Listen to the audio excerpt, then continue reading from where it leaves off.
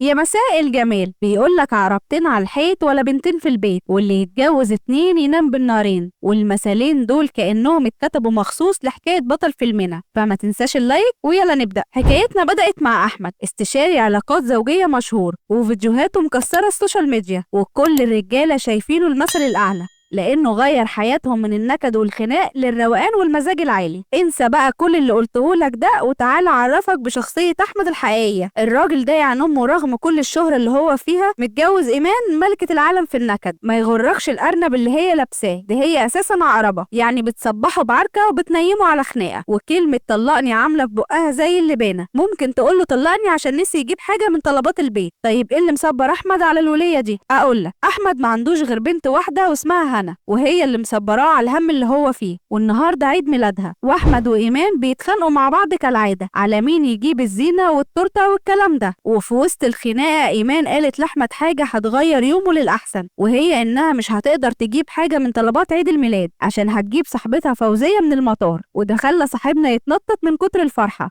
اصلها مش اي فوزيه، دي فوزيه الفولاذيه. وعايزه اقولك ان صاحبنا كان بيحبها قبل ما يتجوز بوز الفقر دي، لكن ما حصلش نصيب. نكمل حكايتنا. وفي وسط التحضيرات لعيد ميلاد هنا، احمد جاله تليفون من دكتور رامي صاحبه، وبيقولك ان نتيجه الاشاعات بتاعت ايمان ظهرت ولازم تيجي دلوقتي. ولما راح له العياده بنعرف انها كانت عامله شويه فحوصات عشان تطمن على نفسها، بس المشكله ان نتيجه الاشاعات دي بتقول ان عندها كانسر في المخ وايامها في الدنيا معدوده. والكلام ده خلى صاحبنا بلم والدنيا اسودت في وشه. مهما كان علاقتهم ببعض وحشه برضه تبقى مراته وام بنته. والاتنين قرروا انهم ما يجيبوش سيره لايمان لحد عيد الميلاد ما يخلص. بس اللي حصل ان معمل التحاليل بعت لها النتيجه. بعدها احمد قال لها انه مستعد يسفرها بره ويعمل اي حاجه عشان يعالجها، لكن ايمان استسلمت للامر الواقع وقالت لك بلاش نضيع وقت على الفاضي، احنا عايزين دلوقتي نخطط لمستقبل هنا، مين هياخد باله منها وهيبقى جنبها. فالتاني قال لها استغفري ربنا، انا متاكد انك هتبقي كويسه وانت اللي هتربيها وتشيلي عيالها كمان. والكلام ده شكل فكره مجنونه في دماغ ايمان، فراحت لفوزيه وطلبت منها اغرب طلب ممكن اي ست تطلبه، وقالت لها انا عايزاكي تتجوزي جوزي. طيب هي عملت كده ليه؟ اصل من وجهه نظرها ان فوزيه هي اكتر واحده هتاخد بالها من هنا بعد ما تموت.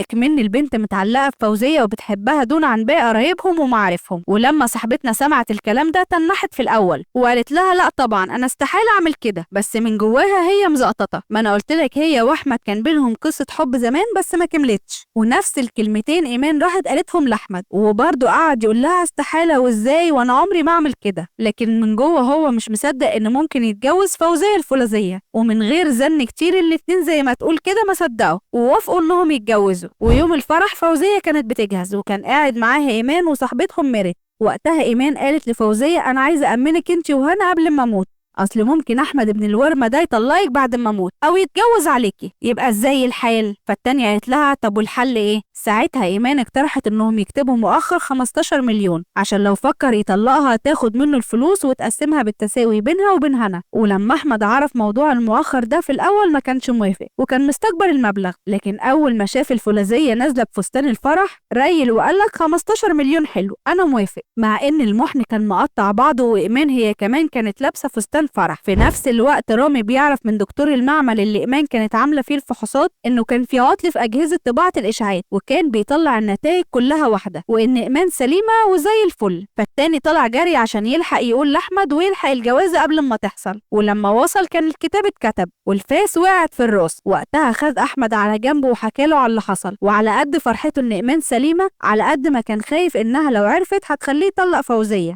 فرامي قال له انت عبيط يا ابني، حد يرفض النعمه؟ وبعدين انت كده كده هتقول لها بس بعد الدخله بكام يوم، ساعتها هتقول انك لسه عارف دلوقتي وتبقى كده ضربت عصفورين بحجر واحد. بعدها مس على صاحبه واداله حبايه الديزل وقال له دي اللي هتخليك تطور رقبتنا. اكملنا اهل فوزيه سابوا لهم الفيلا عشان يقضوا فيها السهره. مش بس كده، دي ايمان قالت لك انها حجزت لهم في فندق في الغردقه عشان يقضوا فيه الهانيمول ويقربوا من بعض اكتر عشان ده هيبقى احسن لهنا بعد ما تموت. وطلبت من فوزيه تروح معاها عشان تساعدها في تحضير الشنط عشان السفر الصبح. ولما روحوا هنا شبطت في فوزية عشان تبات معاها في أوضتها. مش بس كده، دي إيمان طلعت هتسافر هي وبنتها وكمان ميرت مع العرسان بحجة إن دي آخر مرة هيسافروا فيها سوا. وده اللي خلى أحمد يتصل برامي وطلب منه يسافر معاه عشان يشغل إيمان وميرت ويقدر يستفرد بحبيبة القلب، وكمان يسأله على الحباية اللي أخدها وقال له هو أنا لو اتأخرت على الديزل يضرب فين؟ وتاني يوم المجموعة كلها وصلت الغردقة، وموظف الريسبشن كان مبهور باللي أحمد عامله وإن مراته هي اللي حجزت له شهر العسل عشان يقضيه مع مراته التانية. وبعدها أحمد وفوزية طلعوا على أوضتهم، وصاحبنا اعترف بحبه ليها من زمان وقال لك إن النهارده حلم حياته بيتحقق، وبدأ يجهز وأخد شاور وظبط نفسه ورفع حباية الديزل التانية وهاتك يا رأس هو والفولاذية. وفي الأوضة التانية إيمان مش مصدقة اللي هي عملته في نفسها، وجوزت جوزها بإيديها لصاحبة عمرها وقعدت تقضيها شرب ودرمغة، وطلعت عملت هليلة في الفندق وتصوت وتقول لك عايز أحمد هاتول أحمد. وأول ما دخلت أوضتهم راحت مرمية على السرير وراحت في النوم. ساعتها فوزية قالت له أنا هنام جنبها ونطلع نام بره، وكده تاني ليلة اتضربت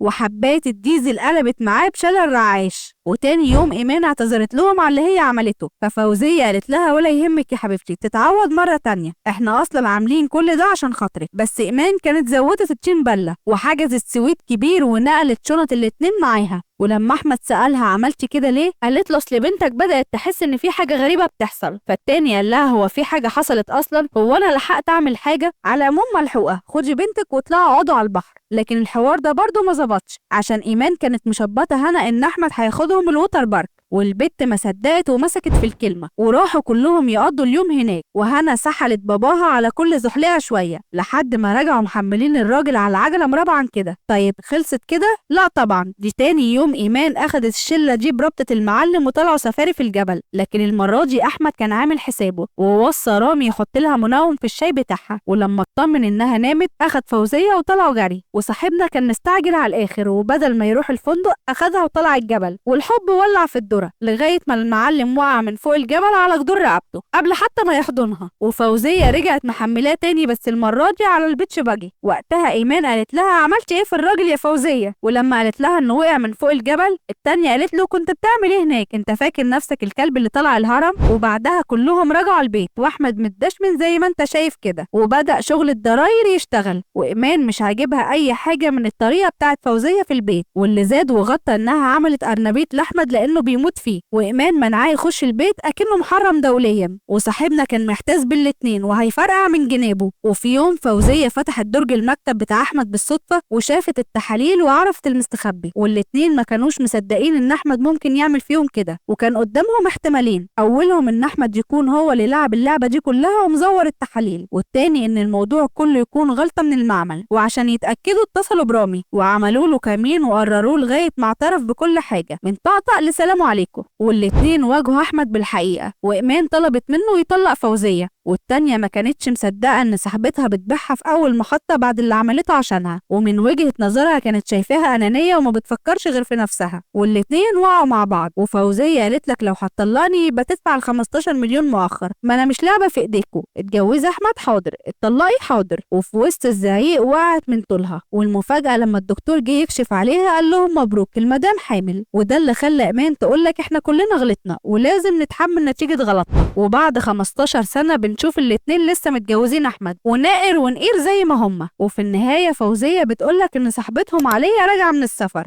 ساعتها أحمد اتنفض وقالك عليا الطرية. وكده تخلص حكايتنا. لو عجبك الملخص ما تنساش تدعمنا باللايك والسبسكرايب. كل وسائلنا على السوشيال ميديا هتلاقيها تحت الفيديو وفي أول كومنت. باي.